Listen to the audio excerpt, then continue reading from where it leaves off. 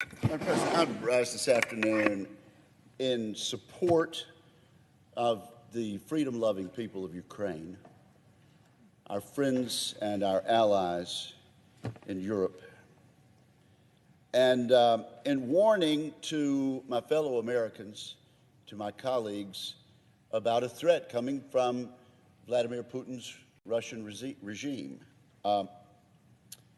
I rise in support of this American ally whose right to democracy is being threatened, his right to self-determination is being threatened. And I rise at this moment when there are negotiations going on in this building between Republicans and Democrats as to how to urge the President of the United States to respond to a buildup of 90,000 to 100 Russian troops on the border of this sovereign country who is our ally. The world has watched in recent weeks, not understanding, not knowing what Vladimir Putin has in mind, but there's no question about it. There is the amassing of troops. They're moving in place all the supplies and troops it would need if they decide to launch an invasion of this member of the United Nations, of this member of the Organization for Security and Cooperation in Europe, of this sovereign nation who wants self-determination. Our Ukrainian friends are sounding the alarm. They've warned us that Russia could be ready to invade their country by land, air, or sea as early as next month or February of 2022. I heard their concerns along with a bipartisan delegation of senators who attended the Halifax International Security Conference just a couple of weeks ago in Nova Scotia. These are concerns that were voiced today at a Bureau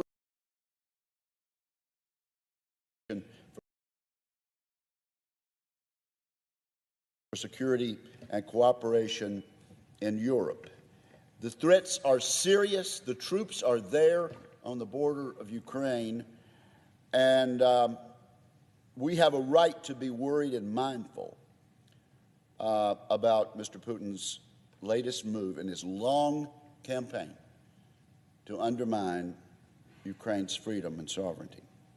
We should never forget what happened in 2014 when troops that he disavowed but were clearly under his direction invaded the territory, the Ukrainian territory of Crimea. Since then, Russia has provoked a shooting war in eastern Ukraine, which has cost the lives of more than 13,000 people. More than 13,000 human beings have died because of the war Vladimir Putin has caused Russia to make against the people of Ukraine. Moscow tries to deny and obfuscate the truth, but the world knows the truth. The OSCE Parliamentary Assembly plainly spoke overwhelmingly in a resolution that Russia had violated every precept of the final agreement of the Organization for Security and Cooperation. Now is the time, and I know many of my colleagues on the other side of the aisle agree with this.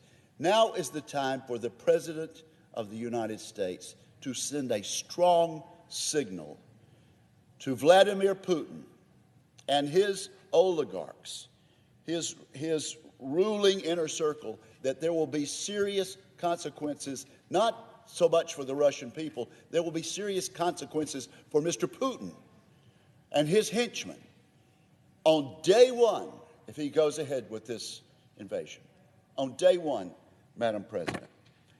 And it troubles me to hear that our friends on the Democratic side of the aisle and my colleagues on the Republican side of the aisle would like to pass an amendment on the NDAA that makes this clear and sends a clear message that on day one sanctions will be imposed by our chief executive, by the Commander-in-Chief of our armed forces. And yet we're stuck on language that might have unintended consequences. The purpose of my statement this afternoon, Madam President, is to urge the leaders of the Armed Services Committee, of the Foreign Relations Committee, on both sides of the aisle to get together and get the language right so we make it clear what our consequences will be on Nord Stream 2. I think Nord Stream 2 should be disallowed on day one when Vladimir Putin invades Ukraine. And I think we can stop this. I don't want a war with Ukraine, Madam President, and neither do my colleagues, and neither does the President of the United States. The clearest way to prevent an invasion of our friends in Ukraine is for the United States to stand strong, to be resolute, to send a signal to the world that Vladimir Putin's invasion of Ukraine will not be tolerated and that intolerable consequences will be meted out upon the Putin regime if this takes place. We're not where we need to be on the language. There are negotiations, and I'm hopeful the NDAA will be on the floor for amendments. But the way it is positioned right now, Madam President, is that a Democratic amendment will be offered and it will not pass because we think there are holes in it. A Republican amendment will be offered on Ukraine, on sanctions. It will not pass because for some reason the White House believes it's improper or inadequate. This doesn't have to happen when a clear majority of this body wants to send a strong signal to Mr. Putin. I hope that happens, and I urge that on the leadership of this Senate and on the leaders of these two very important committees. And I yield the floor.